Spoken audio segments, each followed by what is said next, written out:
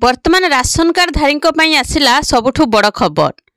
मागणा ration लाभ पाउथिबा हिताधिकारी सरकार कले बड़ घोषणा। तेबे मागणा राशन पाइबा ई-केवाईसी को संपूर्ण करने अत्यंत गुरुत्वपूर्ण।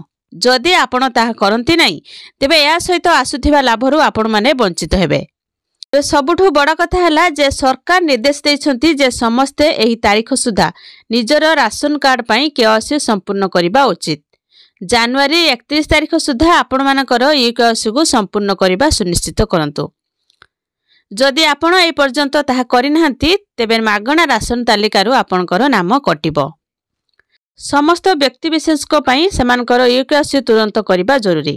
जो माने सेमानकर केवाईसी संपूर्ण करिबारे विफल होंती सेमानक नाम राशन कार्ड तालिकारु हटा जिवो। दुर्भाग्यवशत गत 1 मास मध्यरे ई-केवाईसी प्रक्रिया धीरे धीरे अग्रगति हेउछि। किछि व्यक्ति दुईटी भिन्न भिन्न राशन कार्ड लाभ उठाउछंती। एथिपाई अयोग्य हिताधिकारी को धरिबा पई सरकार ई-केवाईसी करबा को सूचना दैछंती। तथापि एही समय सीमा वर्तमान जनवरी 31 को वृद्धि करा जायछि। जदि आपण आपणकर राशन कार्ड द्वारा प्रदान करा जायथिबा सेवा गुड़िकर उपकृत हेबाकू चाहंती तेबे आपणक कार्ड पई ई-केवाईसी यथाशीघ्र पूर्ण करबा जरूरी। एही ई-केवाईसी संपूर्ण हैला परे जेउ हिताधिकारी माने नुआ राशन कार्ड पई अप्लाई करछंती 10 लाख हिताधिकारी को मिलिबो नुआ राशन कार्ड।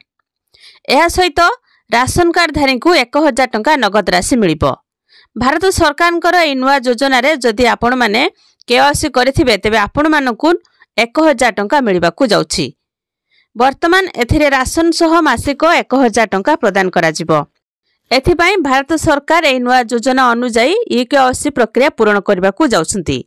ए योजना माध्यम रे ई-केवाईसी सह आर्थिक रूप से दुर्बल थिबा परिवार को जीवन स्तर रे सुधार आनिबा पई आर्थिक सहायता प्रदान करा जिवो।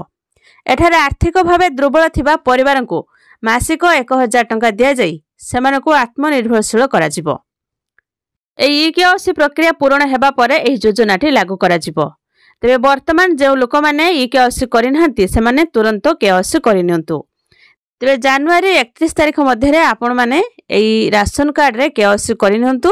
आपण मानकू 1000 टंका प्रदान करा जिवो। ए योजनार समस्तनको पई लाभ मिलिबो नहीं। एथिरे आर्थिक रूप से दुर्बल थिबा परिवार को 1000 टंका प्रदान करा जिवो। आउ आपण माने राशन कार्ड रे केवाईसी करछंती कि नहीं कमेंट रे जणेबे। वीडियो को लाइक करिवे। चैनल सहित जोड़ी होई रहबा पई चैनल को सब्सक्राइब करी पाखरे आस्तबा बेल आइकन क्लिक करी ऑल सिलेक्ट करनेबे।